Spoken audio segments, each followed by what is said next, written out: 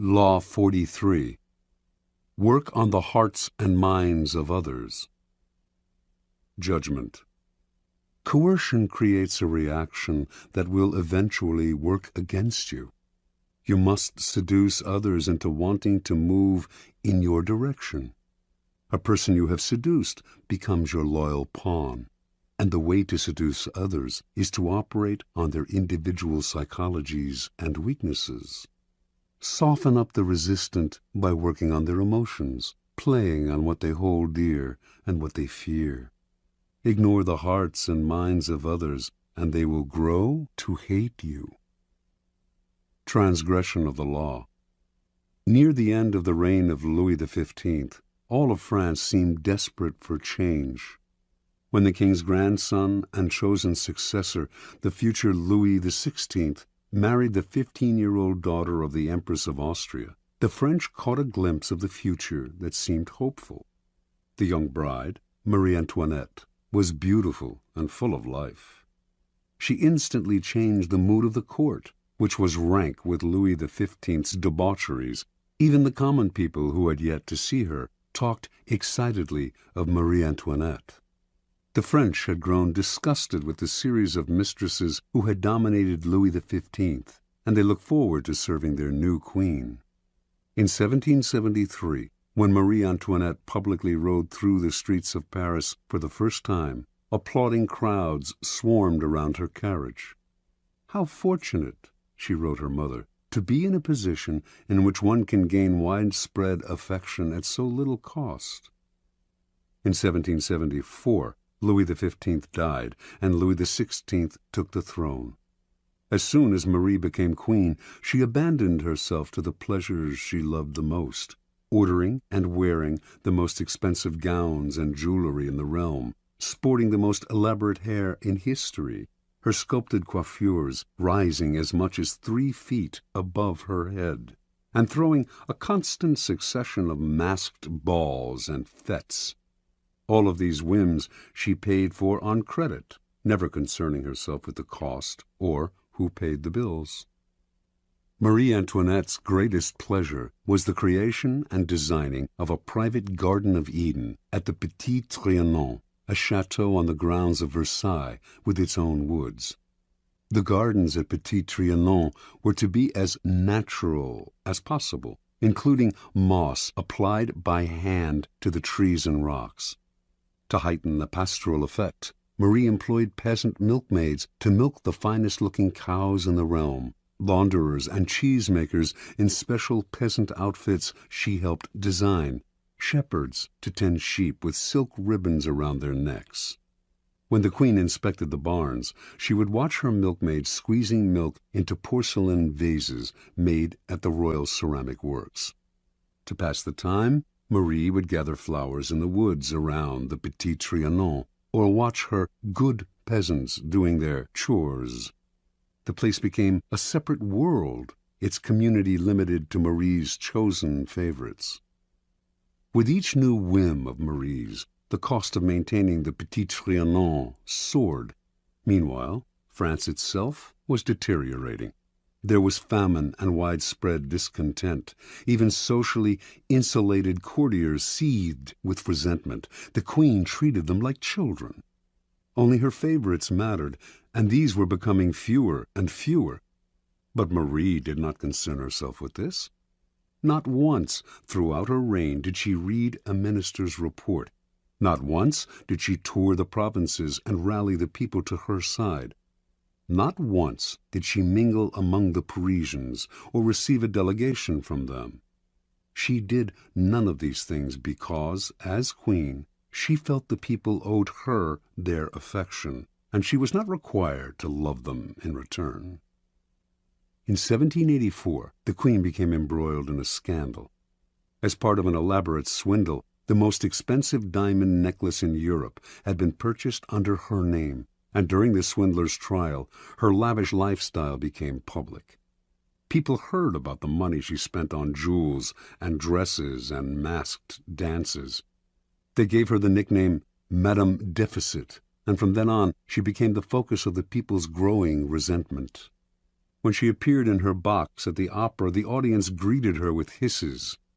Even the court turned against her, for while she had been running up her huge expenditures, the country was headed for ruin. 5 years later, in 1789, an unprecedented event took place, the beginning of the French Revolution.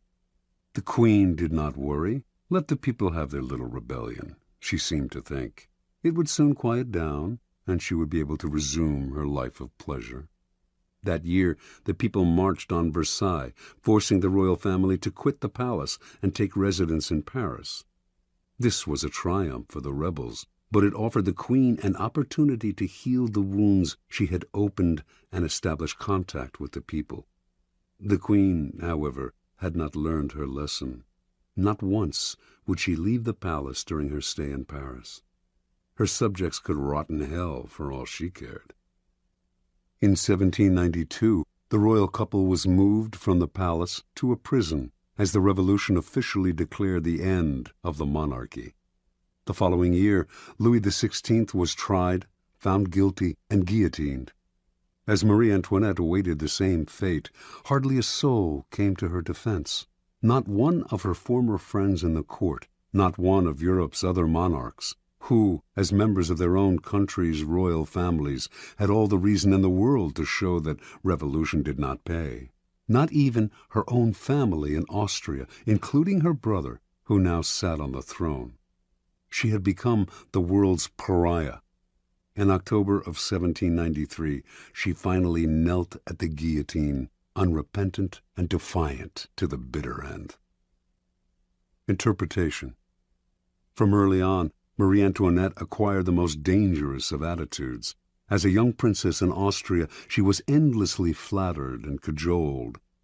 As the future queen of the French court, she was the center of everyone's attention.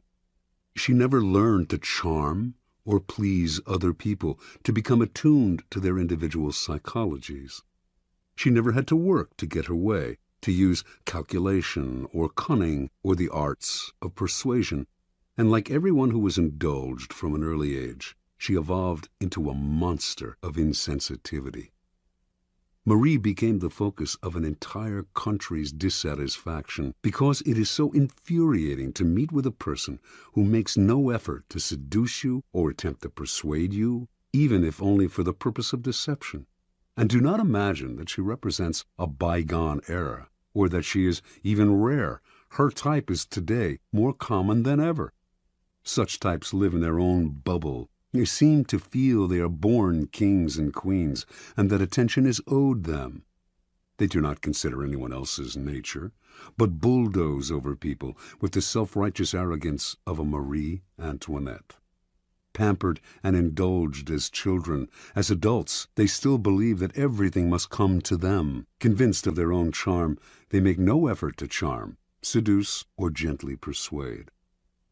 In the realm of power, such attitudes are disastrous. At all times you must attend to those around you, gauging their particular psychology, tailoring your words to what you know will entice and seduce them. This requires energy and art.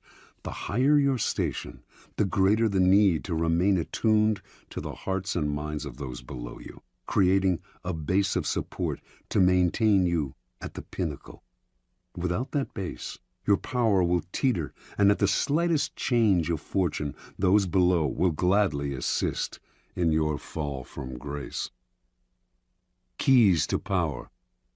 In the game of power, you are surrounded by people who have absolutely no reason to help you unless it is in their interest to do so. And if you have nothing to offer their self-interest, you are likely to make them hostile, for they will see in you just one more competitor, one more waster of their time. Those that overcome this prevailing coldness are the ones who find the key that unlocks the stranger's heart and mind, seducing him into their corner, if necessary, softening them up for a punch. But most people never learn this side of the game. When they meet someone new, rather than stepping back and probing to see what makes this person unique, they talk about themselves, eager to impose their own willpower and prejudices.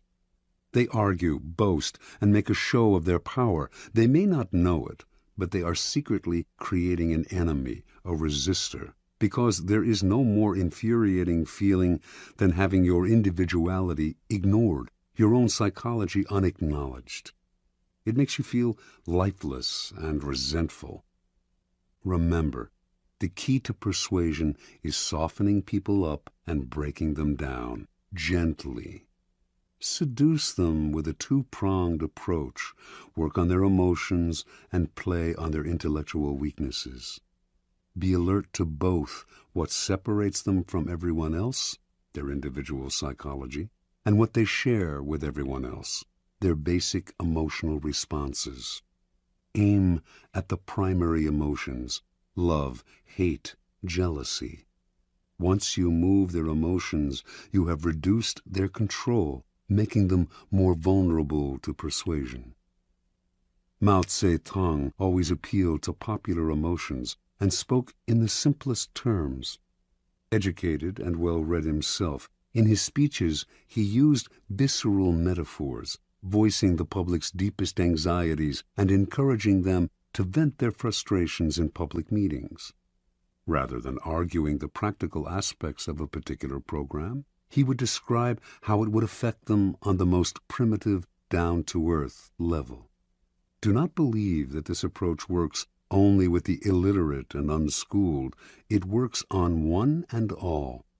All of us are mortal and face the same dreadful fate, and all of us share the desire for attachment and belonging. Stir up these emotions, and you captivate our hearts. Finally, learn to play the numbers game. The wider your support base, the stronger your power. Understanding that one alienated, disaffected soul can spark a blaze of discontent, Louis XIV made sure to endear himself to the lowest members of his staff. You, too, must constantly win over more allies on all levels. A time will inevitably come when you will need them.